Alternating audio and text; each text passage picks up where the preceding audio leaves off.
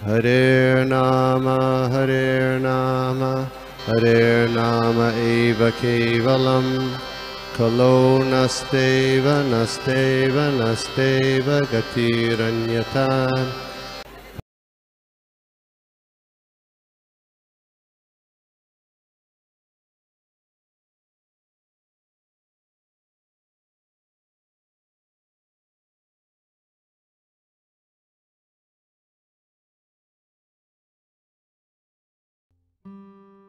हरे कृष्णा गोपी मनोहर प्रभु, मेरा प्रणाम स्वीकार करें।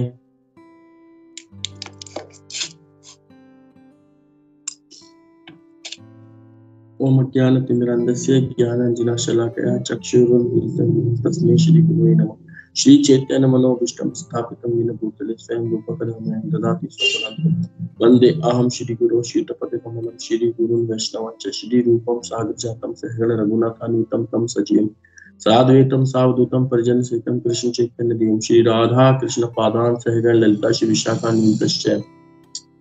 हे कृष्ण करुणा सिंधु दीन बंधु जगतपते गोपेश गोपिका कांत राधा कांत नमोस्तुते तप्त कांचन गौरांगी राधे वृंदावनेश्वरी वृषभानुसुते देवी प्रणमामि हरिप्रिय वांछा कल्पतरुभ्यश्च कृपा सिन्धुभ्येव च पतितानां पावनेभ्यो वैष्णवेभ्यो नमो नमः।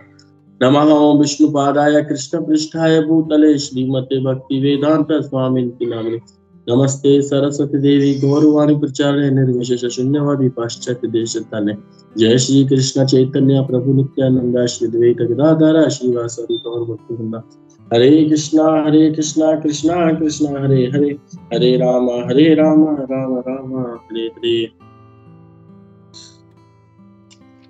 तो जैसा कि अभी हम समराइज कर रहे हैं, है ना, तो अध्याय 6 का सेवा दिया गया है मुझे कि मैं इस पे समराइज करके बोलूं। तो इसमें 44 श्लोक हैं।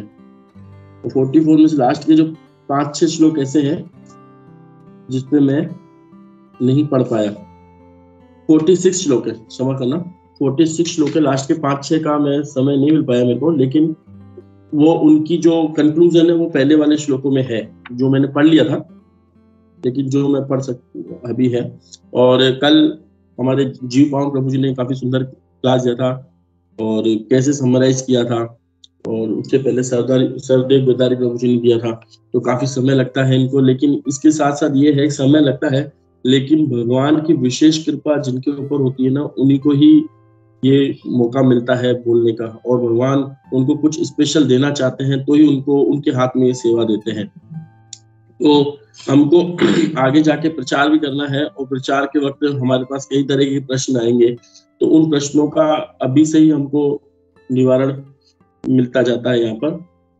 और मैं यहाँ पर एक चीज और कहना चाहूंगा, समय नहीं लेते हुए ज्यादा, कि जो भी भक्त लोग अपने साधु संघ ग्रुप में हैं या कभी किसी ग्रुप से जुड़े हुए हैं, तो वो जहाँ भी कहीं जाए और वो जो सुने उसको बहुत अच्छे से सुने। क्योंकि हमने तो कई गलतियां की, हमने कई बार दामोदर देश में जाते थे लेकिन कोई कॉपी हाथ में नहीं रखते थे, कोई पेन नहीं रखते थे हाथ में, कभी कुछ उसको लिखते नहीं थे, नोट्स नहीं बनाते थे, उसको सीरियस नहीं लेते थे, केवल ऐसे ही चल जाया करते थे। तो उसका आज हमको खामियाना भुगतना पड़ता है कि हमको बहुत ज्यादा पढ़ाई करनी पड़ती है। नहीं तो अगर उस वक्त की हम अगर थोड़ा सा भी हम करते हैं ना, तो आज हमको और ज्यादा हमको सहूलियत मिलती है ना। तो जो भी भक्त लोग नए नए जुड़ते हैं उनको हमेशा इस चीज का ध्यान रखना चाहिए कि हमें हमेशा स्टडी जहाँ भी हम जाए तो उसको बहुत ज्यादा, और आजकल तो मोबाइल वगैरह आ गए हैं तो हमें उसमें भी नोटपैड वगैरह सब आते हैं, उसमें हमको तुरंत नोट कर देनी चाहिए चीज को। तो जैसा कि कल हमें ये बताया गया था कि समस्त कारणों के कारण भगवान श्री कृष्ण, और वही आज उसको ही आगे दिया गया है, लेकिन इसका अध्याय का नाम दिया है पुरुष सुक्त की पुष्टि, अध्याय 6। ये ब्रह्मा जी कह रहे हैं नारद जी को, नारद जी के प्रश्न है ब्रह्मा जी से कि ब्रह्मा जी क्या नारद जी को ही सब कुछ, नारद जी ब्रह्मा जी को ही सब कुछ मान रहे हैं कि आप ही सब कुछ हो, है ना। लेकिन ब्रह्मा जी बहुत आदर पूर्वक बता रहे हैं कि नहीं, मैं कुछ भी नहीं हूँ, और उसको एक एक चीज में बताएंगे। और इसमें ये भी बताया गया कि कैसे कैसे भगवान की एक एक चीज भगवान के अंग से ही है। तो इसको मैं शुरू करने से पहले एक चीज यहाँ पे मैं आपको बताना चाहता हूँ सभी भक्तों को, कि जितने भी भगवान की जो हम बाहर प्रकृति देखते हैं, तो उसमें एक एक अंग दिखाया गया है यहाँ पर कि वो भगवान की प्रकृति का जो एक एक अंग है भगवान का विराट पुरुष, ताकि हमको भगवान का स्मरण हो सके। लेकिन वो भी पूर्णतः ज्ञान नहीं है भगवान श्याम सुंदर कृष्ण के बारे में जानने का, लेकिन ये एक स्टार्टिंग हो सकती है कि हम इस तरीके से भगवान के प्रति कुछ कल्पना कर सके, कुछ सोच सके कि हाँ भगवान कुछ होता है। तो जब ये प्रश्न आता है कि भगवान है या नहीं है, तब उन लोगों के लिए ये चीजें है कि भगवान है तभी तो इतनी बड़ी प्रकृति है, तो उनको एक एक भगवान के एक एक अंग को ऐसे ऐसे यहाँ पे बताया गया है। जैसे कि भगवान ब्रह्मा जी पहले श्लोक में बताते हैं कि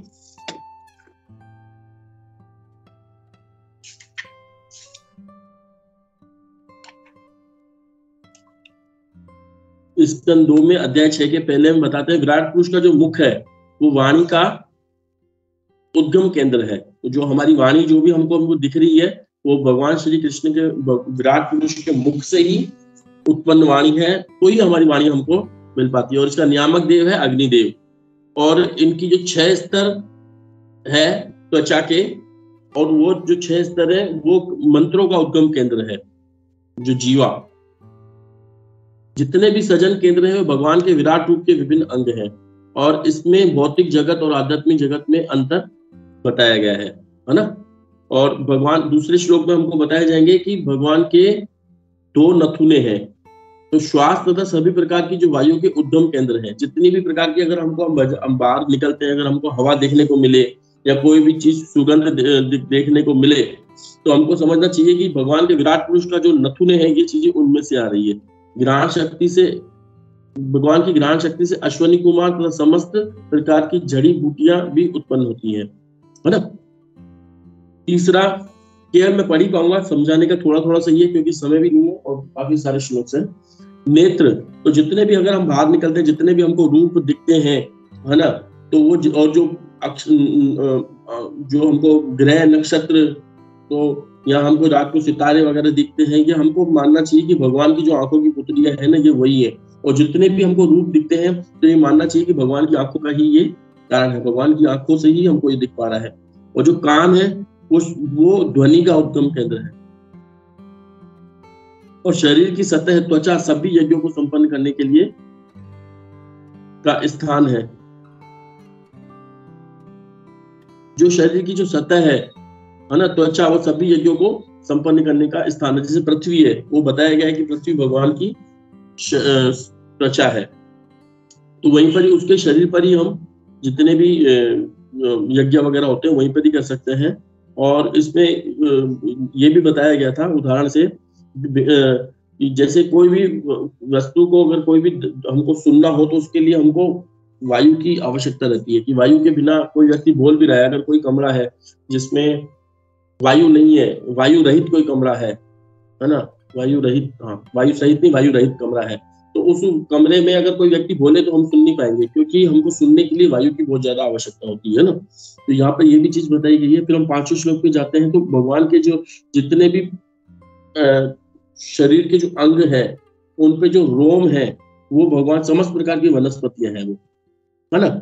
जितनी प्रकार की जो वनस्पति हमको पेड़ पौधे वगैरह जो भी हमको दिखते हैं, तो हमको ये देखना चाहिए कि भगवान के रोम है।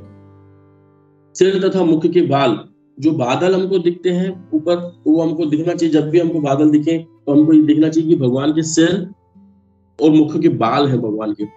और बिजली, पत्थर, लोह अयस्कों के उद्गम स्थल है। इसका तात्पर्य मुझे पढ़ना है, मैंने लिखा है कि जैसे हम नाखून जो होते हैं, जैसे कि हम खुदाई करते हैं नीचे, उसमें हमको क्या क्या दिखने को मिलता है, लोहा नीचे से निकलता है, इस्पात निकलता है, तो ये भगवान के नाखून मुंडों में ही हमको गणना करनी चाहिए। इसमें मैंने लिखा है 5वें का मेरे को तात्पर्य पढ़ना है, तो ये तात्पर्य बहुत इंपॉर्टेंट है, छोटा ही है। हाँ, 5 भगवान के चमकदार नाखून बिजली उत्पन्न करते हैं और सारे बादल उनके सिरों के बालों पर टिके रहते हैं। अतएव भगवान के शरीर से जीवन की सभी प्रकार की आवश्यक वस्तुएं एकत्रित की जा सकती हैं। इसलिए वेद पुष्टि करते हैं कि भगवान समस्त उत्पन्न वस्तुओं के कारण है, भगवान समस्त कारणों के कारण है। और यहाँ पे ब्रह्मा जी भी आगे जाके कहेंगे कि जब मैंने इस सृष्टि की रचना करनी चाहिए तो मेरे पास कुछ भी नहीं था सिवाय भगवान के शरीर से मुझे लेने के सिवाय और कुछ भी नहीं था। तो भगवान की छटा भगवान की भुजाएं बड़े बड़े देवता तथा अन्य नायक जो देव है, जो संत सामान्य की, थोड़ा पैराग्राफ पढ़ना है इसका मुझे। बड़े बड़े देवता तथा अन्य नायक जो जन सामान्य की रक्षा करते हैं, वो भी कौन है? भगवान की भुजाएं होती है। तो हमें ये मानना चाहिए कि जितने बड़े बड़े देवी देवता हैं या हमारे जितने भी यहाँ पर जन सामान्य की जो रक्षा करते हैं, तो हमको उस रूप में देखना चाहिए कि भगवान की भुजाएं हैं। एक मिनट।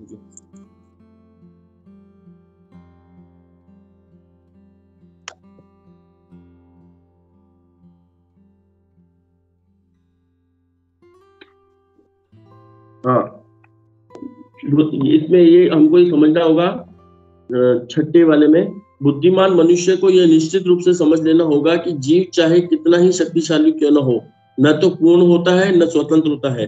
सारे प्राणियों को इस श्लोक में लिखे अनुसार अपनी विशिष्ट शक्ति का मूल उद्गम स्वीकार करना चाहिए।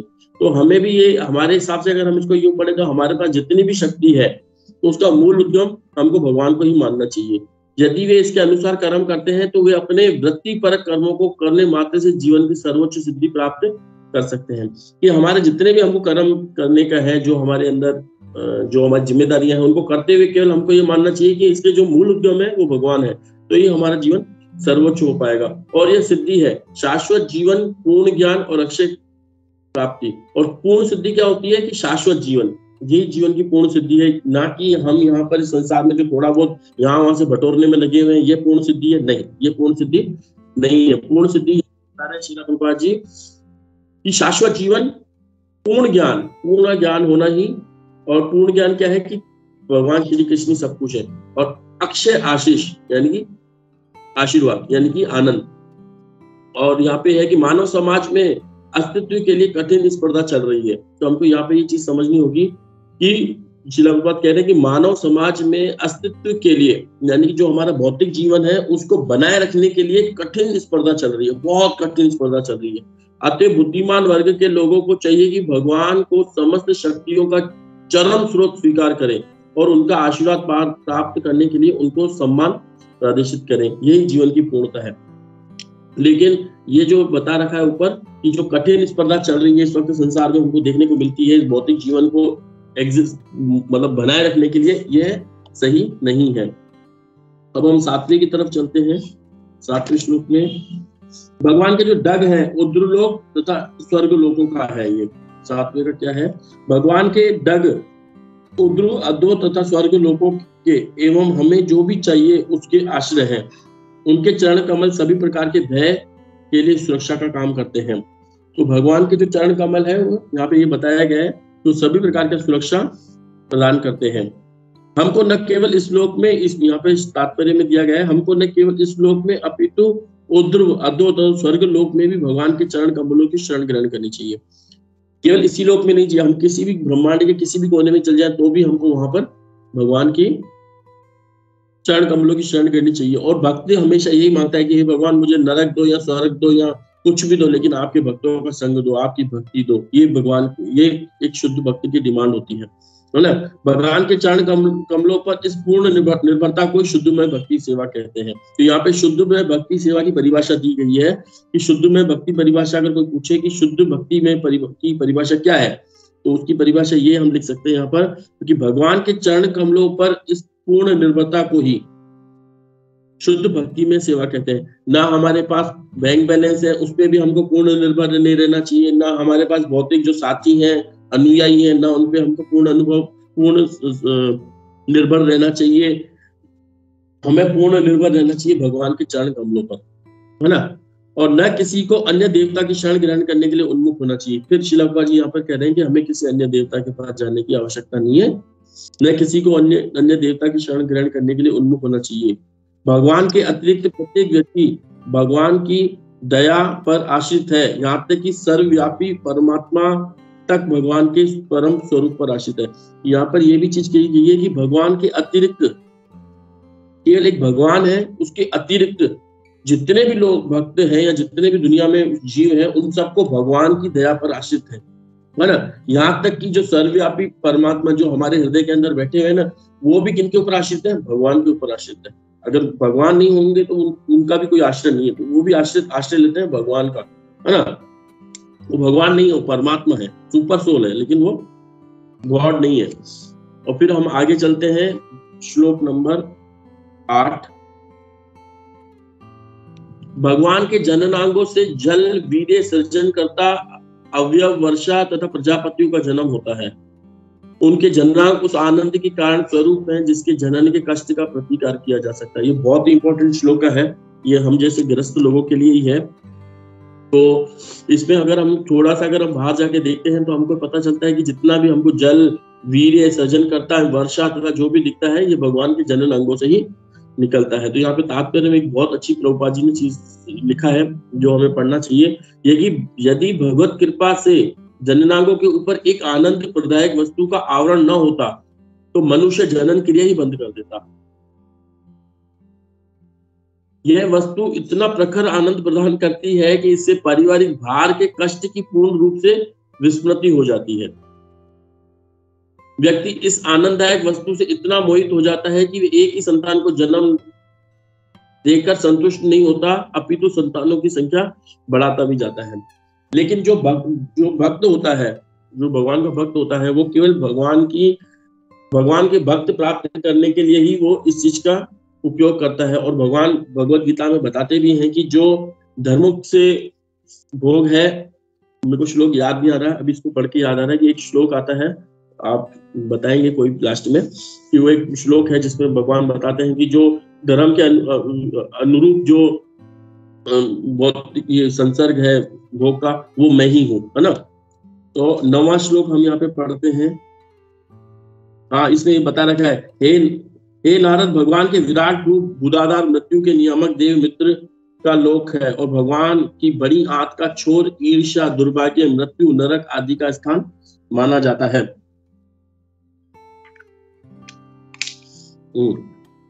ये जो जितने भी यमलोक हैं, जितने भी नरक हैं, ये सब भगवान के द्वार हमको उसको मानना चाहिए कि हम भगवान के पीठ पीछे की सीट में चले गए। और भी एक इसका आगे है बहुत अच्छा, 11वें में, भगवान का निराकार,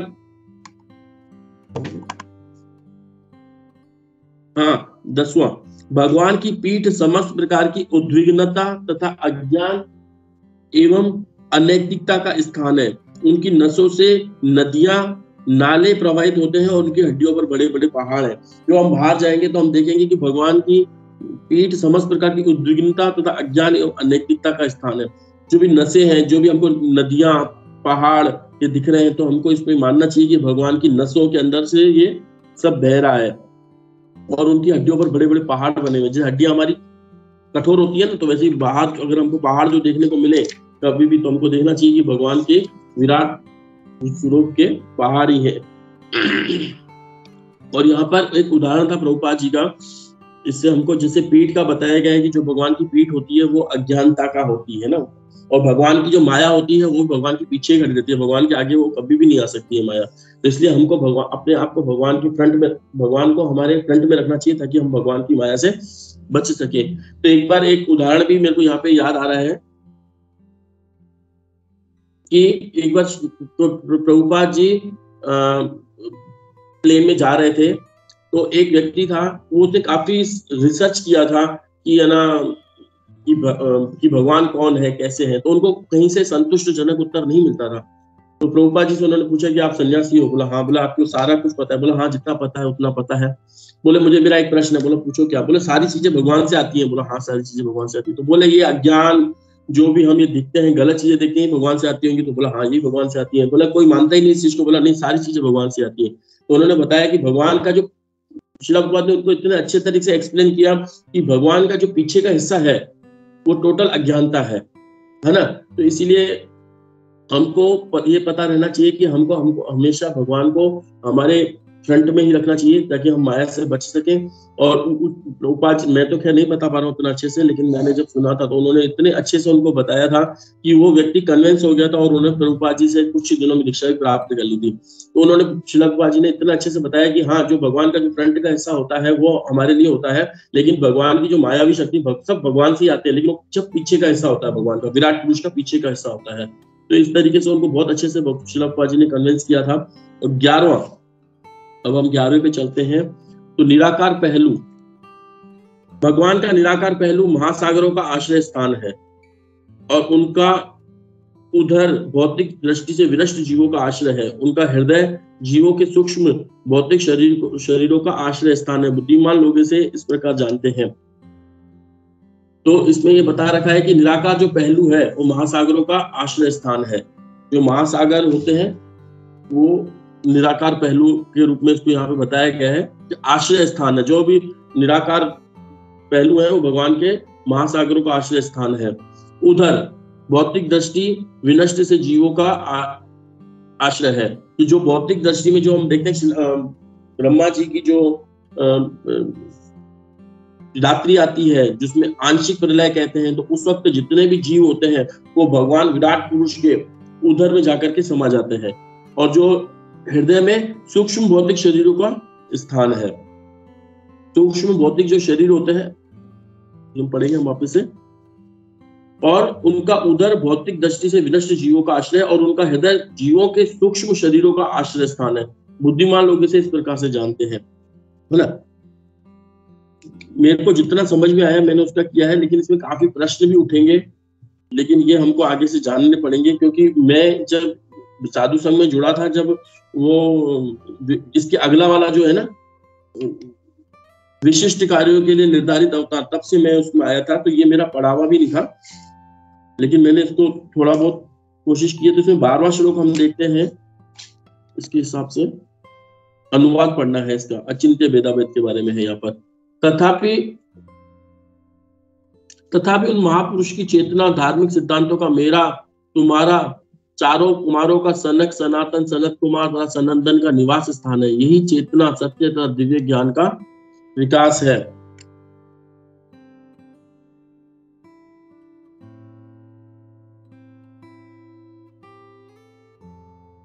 तेरह 14 15 पशु इसमें दिया, मुझसे ब्रह्मा से लेकर तुम तथा शिव तक जितने भी बड़े बड़े ऋषि मुनि तुमसे पूर्व हुए वे देवतागण असुरगण नाग मनुष्य पशु पक्षी सरीसृप इत्यादि तथा समस्त ब्रह्मांडों की सारी दृश्य अभिव्यक्तियां यथा ग्रह नक्षत्र पुच्छल तारे सितारे विद्युत गर्जन तथा विभिन्न लोकों के निवासी यथा गंधर्व अप्सरा यक्ष राक्षस भूतगण उरग पशु पितर सिद्ध विद्याधर चारण एवं अन्य विविध प्रकार के जीव जिसमें पक्षी पशु पक्षी व्रज एवं अन्य जो भी कुछ होता सभी सम्मिलित है, वे सभी भूत वर्तमान तथा भविष्य सभी कालों में भगवान के विराट रूप द्वारा आच्छादित है। यद्यपि वे इन सबों से परे रहते हैं और सदैव एक बालिष्ठ आकार के रूप में रहते हैं। तो इसमें इस चीज को बताया गया है कि अचिंत्य भेदाभेद के बारे, इस श्लोक में अचिंत्य भेदाभेद के बारे में बताया गया है कि जैसे अचिंत्य भेदाभेद होता है कि जीव और भगवान एक होते, एक भी है और एक नहीं भी है। तो इसमें यही इस श्लोक के अंदर यही बताया गया है कि वे सभी भूत वर्तमान तथा भविष्य सभी कालों में भगवान के विराट रूप द्वारा आच्छादित, यद्यपि वे इन सबों के परे भी रहते हैं और सदैव एक बालिष्ठ आकार के रूप में भी रहते हैं। सूर्य अपने अब है हमारा ये 17वां, तात्पर्य पढ़ना है, अनुवाद पढ़ना है, ठीक है। इसमें मैंने हेडलाइन कर, सूर्य अपने विकिरणों का विस्तार करके भीतर तथा बाहर प्रकाश वितरित करता है। इसी प्रकार से भगवान अपने विराट रूप का विस्तार करके इस सृष्टि में प्रत्येक वस्तु का आंतरिक तथा बाह्य रूप से पालन करते हैं। तो इसमें एक चीज यहाँ पे शिला प्रभात के तात्पर्य में बताया गया है, भगवान के प्रकाश का 75% विस्तार उनकी अंतरंगा शक्ति कहलाती है और शेष 25% बहिरंगा शक्ति कहलाती है। सारे जीव जो आध्यात्मिक तथा भौतिक विस्तारों के निवासी हैं वे उनकी तटस्थ शक्ति कहलाते हैं और उन्हें छूट मिलती है कि वे चाहे वे बहिरंगा शक्ति में हो या अंतरंगा शक्ति में। जो लोग भगवान के आध्यात्मिक विस्तार की परिधि में रहते हैं वे मुक्त आत्मा कहलाते हैं और जो बाह्य विस्तार में रहते हैं वे बद्ध जीव कहलाते हैं। तो यहाँ पे ये चीज यहाँ पे ये बताई गई है कि भगवान का जो 25% भाग है जो पूरी सृष्टि का वो भौतिक जगत है और 75% जो भाग है वो आध्यात्मिक जगत है। तो उसमें दोनों में ही जीवात्माएं रहती हैं, लेकिन जो 25% भाग में रहती हैं वो बौद्ध आत्माएं हैं और जो 75% भाग में रहती हैं वो मुक्त आत्माएं हैं। तो उसमें चॉइस होती है जीवात्माओं के बाद, वो जचे जहां वो रह सकती है, जहां उनकी इच्छा हो वो रह सकती है। और हमने जो चॉइस की है वो हमने भौतिक जगत की चॉइस की है, इसलिए हम यहाँ पर है। 18वां अनुवाद। पूर्ण पुरुषोत्तम भगवान अमरता तथा निर्भयता के नियंत्रक है। यहाँ पे ये बता रखा है पूर्ण पुरुषोत्तम भगवान अमरता तथा निर्भयता के नियंत्रक है और वे भौतिक जगत के मृत्यु तथा सकाम कर्मों से परे है। हे नारद, हे ब्राह्मण, इसलिए परम पुरुष के यश का अनुमान लगा पाना कठिन है।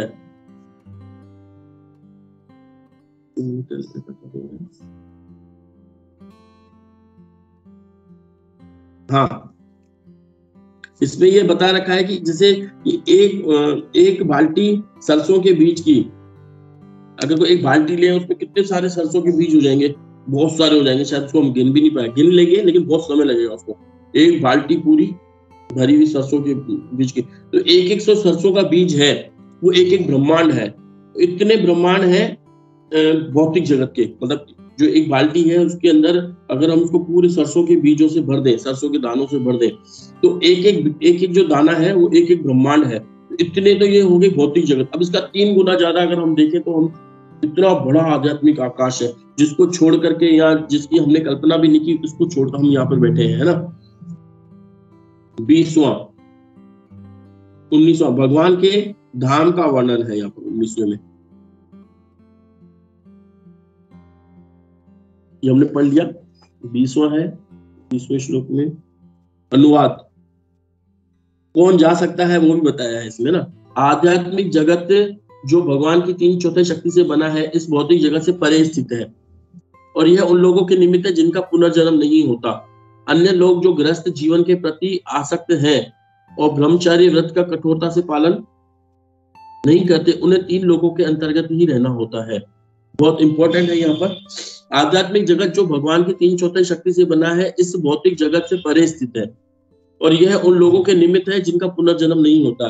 जो जिनका यहाँ पे इस जगत में वापस उनको शरीर नहीं मिलता, तो उनको इन 3/4 भाग में जाना पड़ता है, यानी कि वैकुंठ में। अन्य लोग जो गृहस्थ जीवन के प्रति आसक्त है, हम जैसे गृहस्थ लोगों के प्रति जो आसक्त है और ब्रह्मचारी व्रत का कठोरता से पालन नहीं करते, उन्हें 3 लोगों के अंतर्गत ही रहना होता है। अब इसमें ये हमको देखना पड़ेगा 3 लोग, मतलब ये जो हमारे लोगों को त्रिलोक भी कहते हैं ना, उस हिसाब से यहाँ पे बताया गया। जो गृहस्थ, यहाँ पे बहुत अच्छी चीज बताई गई है, हमको समझना पड़ेगा। जो गृहस्थ तथा जो व्यक्ति जानबूझकर ब्रह्मचर्य व्रत का भंग करते हैं, वे अमरता के साम्राज्य में प्रविष्ट नहीं हो सकते। पवित्र गृहस्थ या भ्रष्ट योगी इसी भौतिक जगत के भीतर उच्च लोकों में भेजा जाता है, जो भगवान की 1/4 शक्ति है, किंतु वे अमरता के साम्राज्य में प्रविष्ट नहीं हो पाते।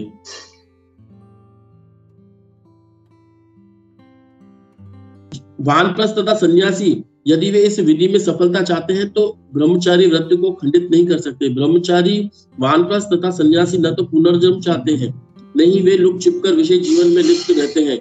ऐसे अध्यात्मवादी भ्रष्ट होने पर विद्वान ब्राह्मणों या धनी व्यापारियों के परिवार में पुनः पुनः जन्म लेते हैं। इसमें यह भी बताया गया है, जैसे भगवान श्री कृष्ण बताते हैं भगवत गीता में, कि जो लोग थोड़ी सी भक्ति करते हैं और तो उनको अगले जन्म में भक्ति वहीं से स्टार्ट होती है, और धनी परिवार या ब्राह्मण परिवार के घर जन्म लेता है। तो यहाँ पे हम देखते हैं कि जो लोग भक्ति मार्ग में अगर आ भी गए, लेकिन उन्होंने 4 नियमों का या कहीं कुछ पालन उनसे नहीं भी रह गया, या कुछ गलती से इंद्रियों के वेग के कारण उनसे अगर कुछ मतलब गलतियां हो भी जाए, तो भी उनको निराश नहीं होना चाहिए, क्योंकि उनको उसके बाद भी भौतिक सफलता तो मिलेगी ही मिलेगी उनको। उसमें बता रहे हैं धनी व्यापारियों के परिवार में पुनः जन्म धारण करना पड़ता है। 21वां नंबर श्लोक अनुवाद, भगवत गीता का श्लोक। सर्वव्यापी भगवान अपनी शक्तियों के कारण व्यापक अर्थों में नियंत्रण कार्यों के तथा भक्ति में सेवा के स्वामी है। वे समस्त परिस्थितियों की वास्तविक विद्या तथा अविद्या दोनों के स्वामी है। तो यहाँ पे ये श्लोक भी दिया गया है भगवत गीता का, क्षेत्रज्ञम चापी माम विद्दु सर्व क्षेत्रेषु भारत।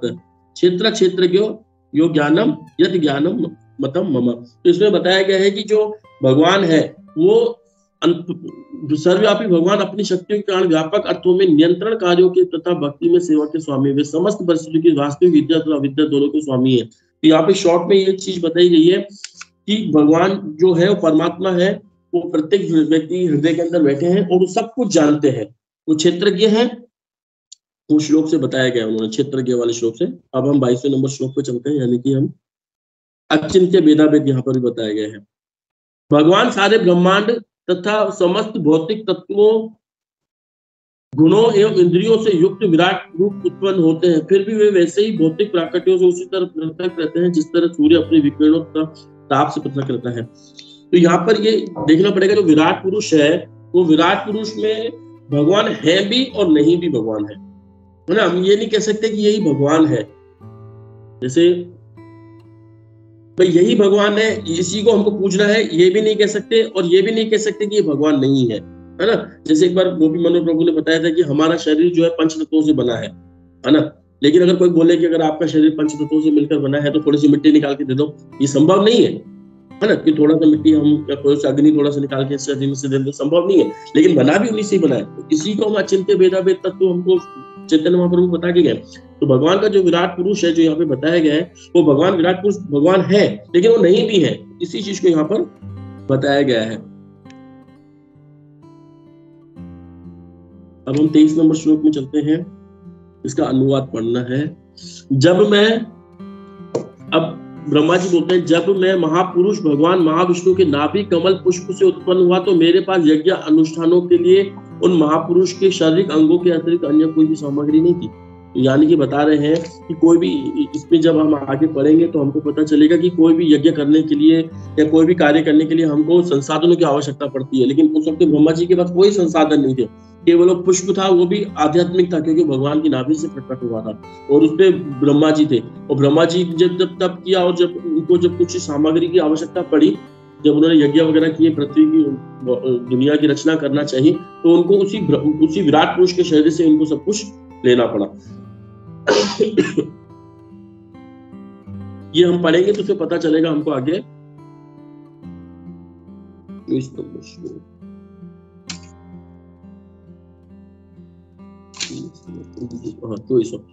यज्ञ उत्सवों को संपन्न करने के लिए फूल पत्ती कुश जैसी यज्ञ सामग्रियों के साथ साथ यज्ञ वेदी तथा उपयुक्त समय वसंत की भी आवश्यकता होती है। यज्ञ की अन्य आवश्यकता है पात्र, अन्य, घी, शहद, सोना, मिट्टी, जल, ऋग्वेद, यजुर्वेद, सामवेद तथा यज्ञ संपन्न कराने वाले 4 पुरोहित। यज्ञ की अन्य आवश्यकताओं में देवताओं का विभिन्न नामों से विशिष्ट मंत्रों, दक्षिणा के व्रतों द्वारा आवाहन सम्मिलित है। ये आवाहन विशिष्ट प्रयोजनों से तथा विशिष्ट विधियों द्वारा विशेष शास्त्रों के अनुसार होने चाहिए। इस प्रकार मुझे भगवान के शारीरिक अंगों से ही यज्ञ के लिए इन आवश्यक सामग्रियों की तथा साज समाज की व्यवस्था करनी पड़ी। देखो यहाँ पे बता रहे हैं साफ साफ कि मुझे इन्हीं से लेना पड़ा। देवताओं के नामों के आह्वान के चरम लक्ष्य विष्णु की क्रमशः प्राप्ति हुई और इस प्रकार प्रायश्चित तथा पूर्ण आहुति पूरी हुई। 28वां, इस प्रकार मैंने यज्ञ के भोक्ता परमेश्वर के शरीर के अंगों से यज्ञ से सारी सामग्री तथा साज सम्मान उत्पन्न किए और भगवान को प्रसन्न करने के लिए मैंने यज्ञ संपन्न किया। तो यहाँ पर एक जो मैंने लिखा है, सामान्य लोग सदैव मन की शांति या विश्व शांति के लिए चिंतित, हाँ ये बहुत अच्छा है, इसमें सामान्य लोग सदैव मन की शांति या विश्व शांति के लिए चिंतित रहते हैं, किंतु वे यह नहीं जानते कि विश्व शांति का ऐसा कोई मानस किस तरह प्राप्त किया जाए। ऐसी विश्व शांति यज्ञ तथा तप द्वारा प्राप्त की जा सकती है। और ये तप यज्ञ क्या है? जो व्यक्ति ये जान जाए, भोक्ताराम यज्ञ तप सर्वलोक महेश्वरम सुहृदम सर्वभूतानाम ज्ञात्वा माम शांति गच्छति। तो यहाँ पे यही बताया गया है कि जो भी व्यक्ति शांति चाहता है तो उसको इस श्लोक को समझना होगा कि सारे भोक्ता कौन है? यज्ञ तपसाम सर्वलोक महेश्वरम। तो यूएन में भी यही चर्चाएं चलती रहती हैं कि कैसे विश्व में शांति लाए। तो उस यूएन वालों को भी चाहिए कि वो इस श्लोक को पढ़े और इस श्लोक से वो शांति में आ सकती है, उनके पास वो सफलता मिल सकती है उनको। 29 नंबर श्लोक, हे पुत्र, तत्पश्चात तुम्हारे 9 भाइयों ने जो प्रजापति हैं, व्यक्त तथा अव्यक्त दोनों प्रकार के पुरुषों को प्रसन्न करने के लिए समुचित अनुष्ठानों सहित यज्ञ किया। तो इसमें यह बताया रखा है कि हे पुत्र, यानी कि ब्रह्मा जी बोल रहे नारद को, तुम्हारे 9 भाइयों ने जो प्रजापति हैं, व्यक्त तथा अव्यक्त दोनों प्रकार के पुरुषों को प्रसन्न करने के लिए समुचित अनुष्ठानों सहित संपन्न किया। तो यहाँ पे ये बता रखा है कि प्रत्यक्ष कौन है। हाँ, इसमें जो प्रत्यक्ष यानी कि जो देवी देवता है और अप्रत्यक्ष यानी कि जो भगवान है। तो इसमें 29 नंबर श्लोक, व्यक्ति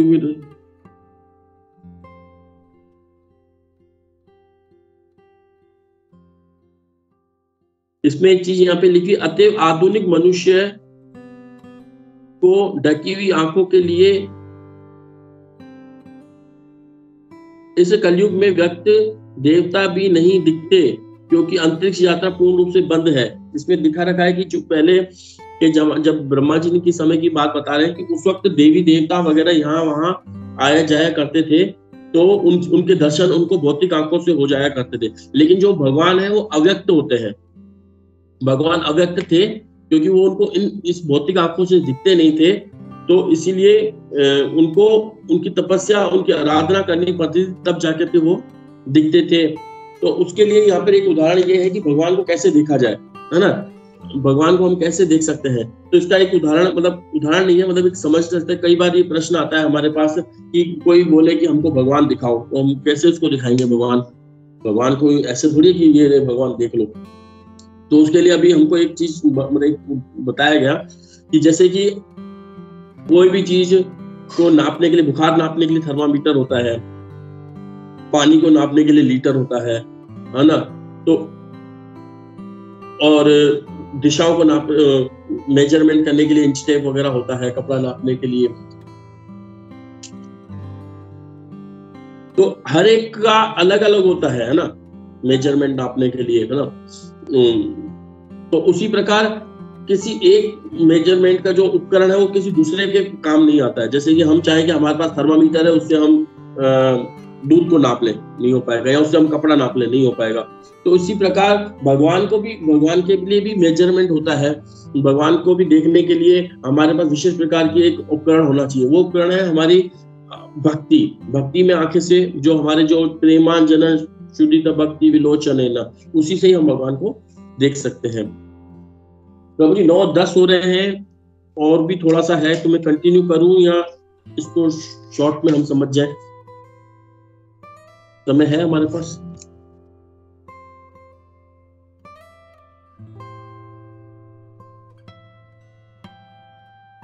आपकी आवाज नहीं आ रही। मैं कह रहा हूँ माता जी उसको कंटिन्यू करूं थोड़ा सा, 5-10 मिनट और। ओके, थैंक यू प्रभु।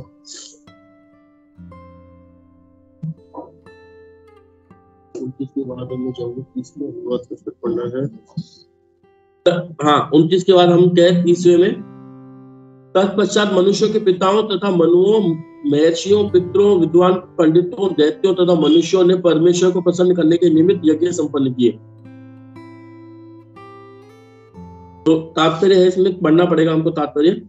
दैत्य देवताओं के भक्त होते हैं क्योंकि वे उनसे अधिकाधिक भौतिक सुविधाएं हासिल करना चाहते हैं, किंतु भगवान के भक्त एक निष्ठ होते हैं, अर्थात वे भगवान की भक्ति में, सेवा में पूर्ण रूप से तल्लीन रहते हैं। अतः उनके पास भौतिक सुविधाएं मांगने के लिए थोड़ा सा भी समय नहीं रहता। अपनी आध्यात्मिक पहचान की अनुभूति के कारण वे भौतिक सुविधाओं की तुलना में आध्यात्मिक उत्थान की अधिक चिंता करते हैं।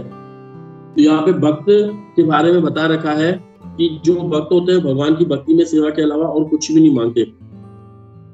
लेकिन जो दैत्य होते हैं वो देवताओं से वो भौतिक सुविधाएं हासिल करना चाहते हैं। तो यहाँ पर एक चीज हम ये देख सकते हैं कि इस वक्त जो गोल्डन पीरियड चल रहा है, जैसे हम बार बार सुनते हैं कि भगवान की भक्ति कितनी श्रेष्ठ है और भगवान की भक्ति हर किसी को नहीं मिलती है। लेकिन कोई व्यक्ति ये भी यहाँ पे देख सकता है कि कैसी बातें कर रहे हैं, भगवान की भक्ति हर किसी को कैसे नहीं मिल सकती है। सब तो कर रहे हैं, हर कोई तो यहाँ पे हरे कृष्णा कर रहा है। तो ये गोल्डन पीरियड है कि यहाँ पे हर किसी को ये भक्ति इस वक्त मिल रही है। जैसे कि अगर कोई ये समझे कि यहाँ पर खाने की, जैसे कोई व्यक्ति बोले कि यार खाने की बहुत कमी है, खाने की बहुत कमी है, खाने की बहुत कमी है, लेकिन यहाँ पे तो हमको सरकार सब कुछ दे रही है, 2 रुपए किलो में चावल भी दे रही है, या सब कुछ दे रही है, क्योंकि हम उस एरिया में है, उस आवरण में है कि हमको सारी सुविधाएं मिल रही है। लेकिन अगर हम पीछे का याद करें या कुछ ऐसे देश का याद करें जहाँ पर हम जाएं कभी, तो वहां पर अगर हमको जो पानी का भी होना तो उसका भी हमको पे करना पड़े, तो हमको पता पड़ेगा कितना कष्टमय जीवन है। लेकिन ये अभी जो समय ऐसा चल रहा है, जो गोल्डन पीरियड चल रहा है, कि ये अनजान शूद्र, हम जैसे बिल्कुल श्रमिक व्यक्ति भी भगवान का जो नाम ले पा रहे हैं और भगवान का भागवतम पढ़ रहे हैं, तो ये केवल हो पा रहा है, ये शिला प्रभुपाद जी की कृपा के कारण हो पा रहा है, चैतन्य महाप्रभु की कृपा के कारण हो पा रहा है।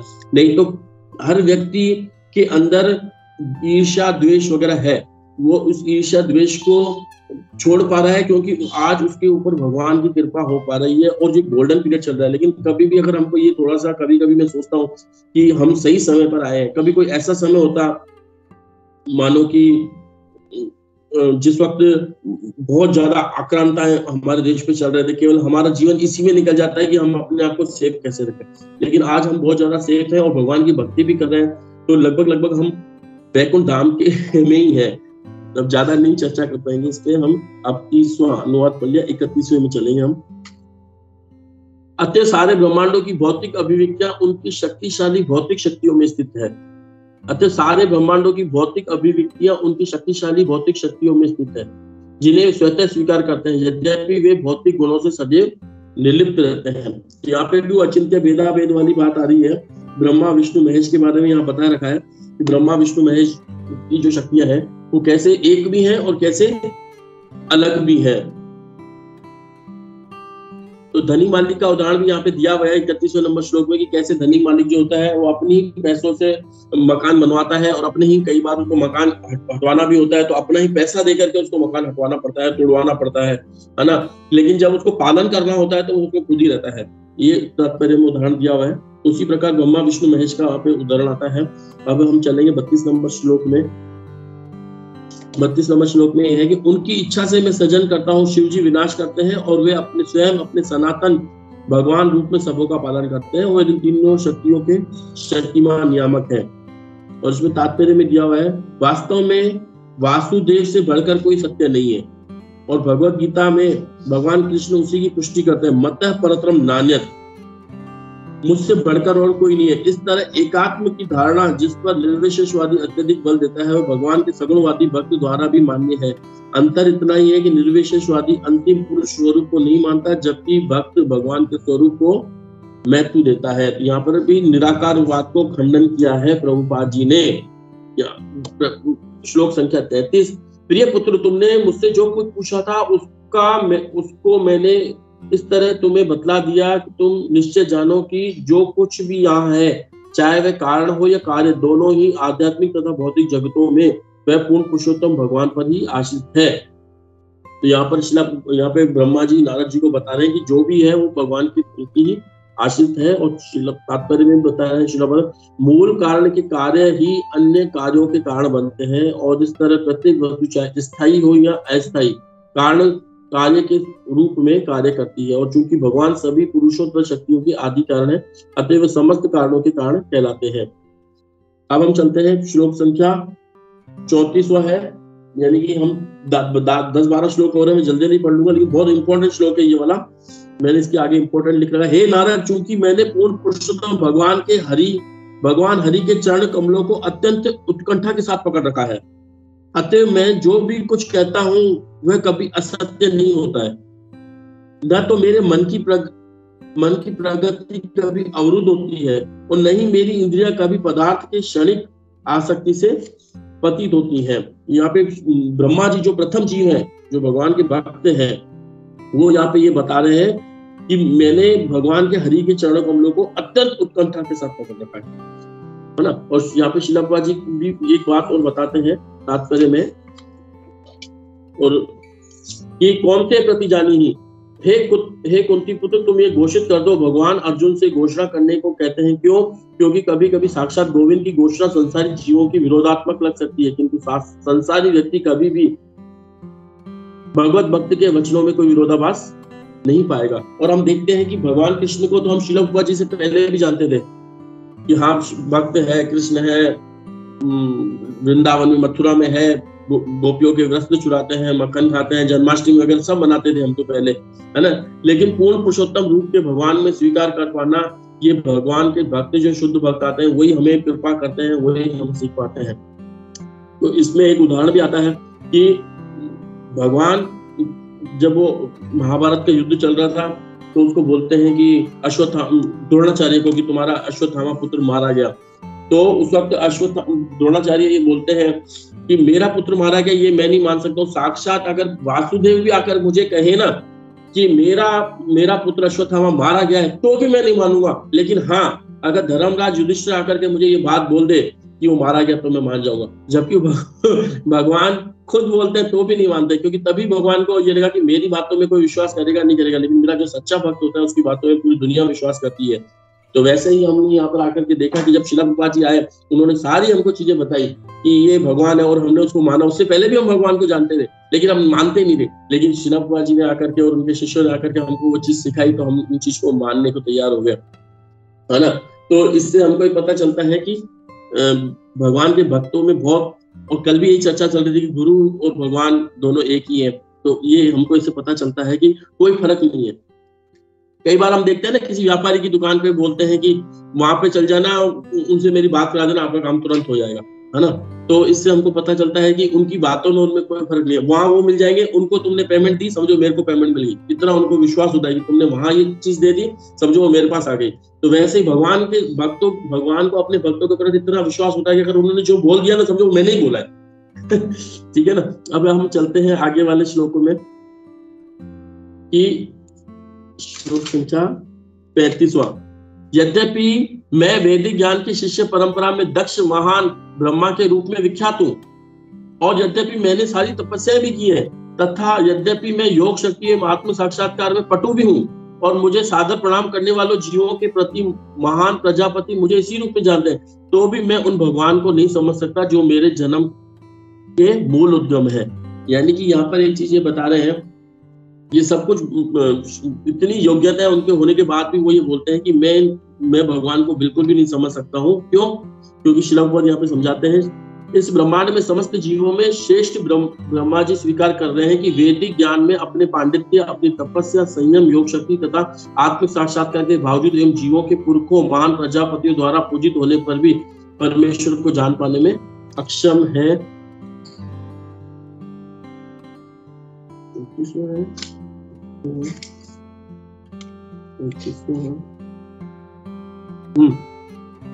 तो भगवान को जान पाना इतना आसान नहीं है। क्यों नहीं आसान है इतना? क्योंकि भगवान खुद बोलते हैं कि मैं खुद को भी मैं नहीं जान पाता हूँ। ये 36वें नंबर में बताएंगे, मैं आगे आऊंगा श्लोक में। अतः मेरे लिए शेषकर ये होगा कि मैं उनके चरण कमलों में आत्मसमर्पण कर दूं, क्योंकि केवल वे ही मनुष्य को जन्म मृत्यु के चक्र से उभार सकते हैं। ऐसा आत्मसमर्पण सर्वथा कल्याणप्रद है और इससे समस्त सुखों की अनुभूति होती है। तो वही बात आ रही है कि इस संसार में सबसे अगर कोई शुभ कार्य यही है कि अगर हम अपने आप को इस भौतिक जगत से मुक्त कर दें, इस भौतिक शरीर को मुक्त कर दें और हम फ्री हो जाए। अतः मेरे शेषकर ये होगा कि मैं उनके चरण कमलों में आत्मसमर्पण कर दूं, क्योंकि केवल वे ही मनुष्य को जन्म मृत्यु के चक्कर से उभार सकते हैं और किसी में शक्ति नहीं है। ऐसा आत्मसमर्पण सर्वथा कल्याणप्रद है और इससे समस्त सुख की अनुभूति होगी। आकाश भी अपने विस्तार की सीमाओं का अनुमान नहीं लगा सकता। हाँ, यहाँ पे देखो ये चीज बता रखी है कि आकाश भी अपने विस्तार की सीमाओं का अनुमान नहीं लगा सकता। अतः जब भगवान ही अपनी सीमाओं का अनुमान लगाने में अक्षम रहते हैं तो भला दूसरे क्या कर सकते हैं। यहाँ पे ये बताया गया कि भगवान भी अपनी, ब्रह्मा जी कह रहे हैं कि मैं भगवान की सीमाओं का पता नहीं लगा सकता, भगवान का पता नहीं लगा सकता, क्योंकि भगवान स्वयं ही खुद का पता नहीं लगा सकते। तो यहाँ पे ये बताया गया है कि भगवान की जो लीलाएं हैं वो दिन ब दिन आनंद दिन ब दिन बढ़ता जाता है। आनंदम बुद्धिवर्धनम प्रतिपदम पूर्णामृत स्वादनम। तो भगवान कभी कभी अपनी लीलाओं को नापने जाते हैं, देखते हैं कि भगवान की आनंद को नापने जाते हैं तो इतना होता है, लेकिन थोड़ी देर के बाद जाते हैं तो वो थोड़ा और बढ़ जाता है। और ये नित्य प्रतिदिन बढ़ता ही रहता है, बढ़ता ही रहता है, बढ़ता ही रहता है, बढ़ता ही रहता है। प्रतिदिन नित्य लीलाएं होती है भगवान के उस धाम में। तभी तो यहाँ पे बताया जाता है कि हम चबे हुए को वापस चबा रहे हैं, चबे हुए को वापस चबा रहे हैं, चबे हुए को वापस चबा रहे हैं, लेकिन वहां पर ऐसा नहीं होता। वहां पर एक बार जो हो जाता है वो वहां पे दूसरी चीज दूसरी होती है। और ब्रह्मा जी कहते हैं, और बलराम जी भी कहते हैं, शेषनाग भी कहते हैं कि मेरे अगर हजारों कान हो तो भी मैं भगवान की मेरे को इतना मुख मिल जाए ना तो भी मैं भगवान की गुणगान नहीं कर पाऊंगा, और इतने सारे कान हो तो भी मैं भगवान की गुणगान को नहीं सुन पाऊंगा, क्योंकि वो कर ही नहीं सकते ना, क्योंकि दिन ब दिन बढ़ रहा है, हम नहीं बढ़ सकते। जैसे कोई पेड़ हो वो बढ़ रहा हो, या कोई लता हो बढ़ रही हो, हम नापने जाए आज हमारे पास इतनी है, 2 दिन के बाद जाओगे थोड़ी फिर बढ़ जाएगी, अरे अच्छा आज इतनी होगी, फिर थोड़े दिन के बाद जाएंगे फिर थोड़ी बढ़ गई। ऐसे ही भगवान की लीलाएं भी हमको निरंतर बढ़ती ही रहती है। न शिव जी, अब यहाँ पे और ये चीज समझा रहे हैं कि जब न शिव जी न तुम और न मैं ही आध्यात्मिक आनंद की सीमाएं तय कर सके हैं तो अन्य देवता इसे कैसे जान सकते हैं। इनकी सबसे बड़े बड़े देवी देवता यही है, शिव जी और ब्रह्मा जी, और पक्ष सब उनके नीचे है। तो वही जब उनको नहीं जान सकते हैं, क्योंकि हम सभी परमेश्वर की माया से मोहित हैं, अतः हम अपने अपने सामर्थ्य के अनुसार इस व्यक्ति विष्णु को देख सकते हैं। हम उन पूर्ण पुरुषोत्तम भगवान को सादर प्रणाम करते हैं जिनके अवतारों तथा कार्यकलापों को गायन हमारे द्वारा उनके महिमा मंडन के लिए किया जाता है। यद्यपि वे अपने यथार्थ रूप में बड़ी कठिनाई से ही जाने जा सकते हैं।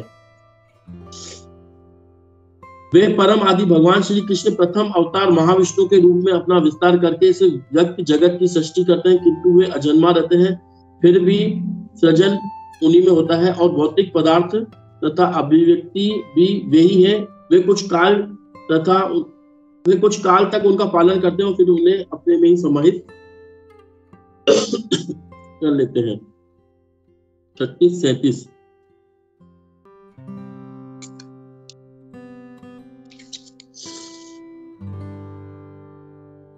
अब मैं श्लोकों के पढ़ लेता हूँ क्योंकि इसके बाद मैंने तैयारी भी नहीं की है।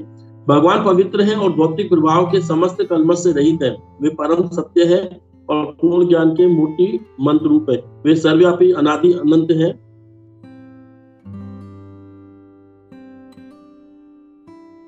जब वे समस्त भौतिक लालसाओं से मुक्त हो जाते हैं और अविचलित इंद्रियों की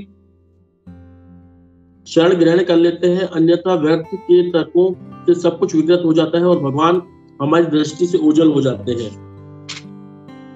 कार्य कारणई विष्णु ही परमेश्वर के प्रथम अवतार है। वे सनातन काल आकाश कार्य कारण मन तत्वों तथा भौतिक अहंकार प्रकृति के गुणों इंद्रियों भगवान के विराट रूप गर्भोदक्षय विष्णु तथा समस्त चर एवं अचर रूप के स्वामी है।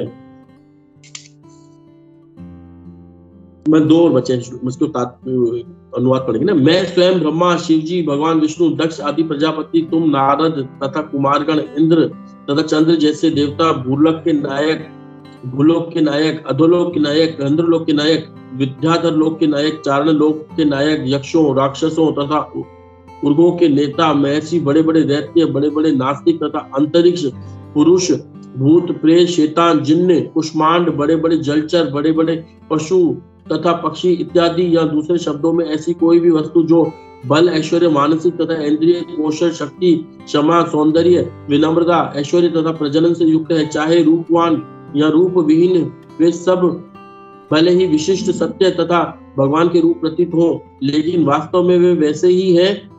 वे सभी भगवान की दिव्य शक्ति के अंश मात्र है। हे नारद, लास्ट श्लोक है प्रभु जी।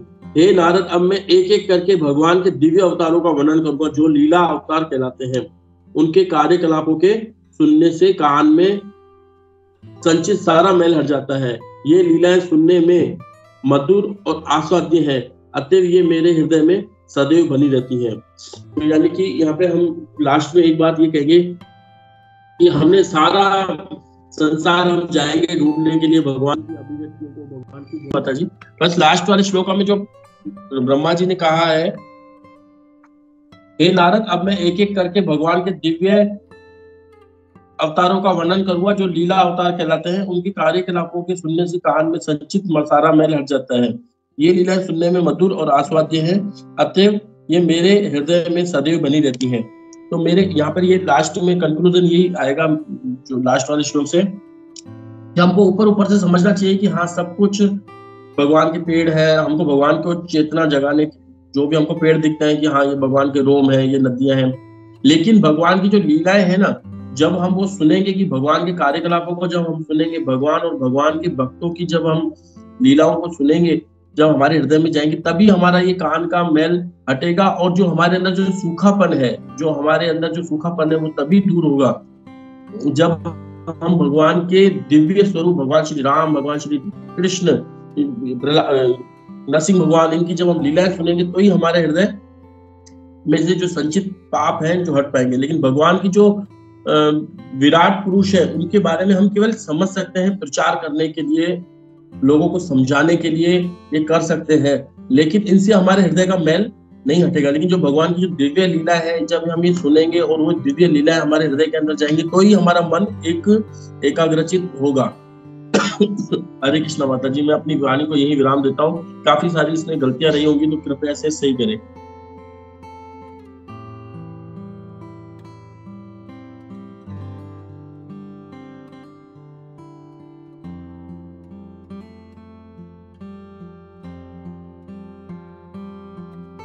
हरे कृष्णा प्रभु जी, दंडवत प्रणाम। धन्यवाद। बहुत बहुत अच्छा धन्यवाद। पूरा विस्तार से आपने पूरा सारा बताया, और देख रहे हैं हम लोग कि कितना टेक्निकल है। जो कल का जो अध्याय लिया था प्रभु ने, 5वां, वो भी कितना टेक्निकल था। और सारा जो दूसरा स्कंद है वो लगभग बहुत ही ज्यादा थोड़ा सा ध्यान से सुनने जैसा है और समझने जैसा है। और जैसे जी प्रभु जी ने बहुत अच्छा उदाहरण भी दिया था कि जो फॉर्मूला है उसके स्टार्ट के स्टेप्स हम लोग को बहुत ध्यान से हम लोग को समझने हैं और उसको सॉल्व करना है। स्टार्ट में अगर मिस्टेक कर दिया तो फिर जो अंतिम निर्णय हमारा गलत निकलेगा। तो वैसे ही ये जो दूसरा स्कंद है हम लोग को बहुत अच्छे से समझना है, और इसीलिए हम लोग ये पूरा समराइजेशन कर रहे हैं, क्योंकि हो सकता है कुछ मिस हो गया हो हमारा, या कुछ समझ में नहीं आया हो। तो समराइजेशन में फिर से एक मौका मिल रहा है हम लोग इसको अच्छे से इसको फिर से ग्रहण कर सके। तो धन्यवाद प्रभु जी। हरे कृष्णा। और किसी का कोई पॉइंट है तो हम लोग लेते हैं। हरे कृष्णा। हरे कृष्णा प्रभु जी, बहुत बहुत धन्यवाद। काफी लंबा चैप्टर था, लेकिन अपने उसका सब कल भी जीपान प्रभु जी ने बहुत अच्छे से समझाया, और आज आपने तो उसमें मुझे 2-4 पॉइंट जो पूरे याद रहे कि भगवान को नापने का तरीका कैसा होता है, सिर्फ भक्ति से ही नापा जाता है। और भगवान खुद ही बोलते हैं कि मैं अगर बोलूँगा तो ज्यादा समझ में नहीं आएगा या कोई नहीं समझेगा, लेकिन अगर भगवान के भक्त बोलते हैं तो भगवान के बारे में तो ज्यादा समझ में आता है। हरे कृष्णा प्रभु जी, बहुत अच्छा, धन्यवाद।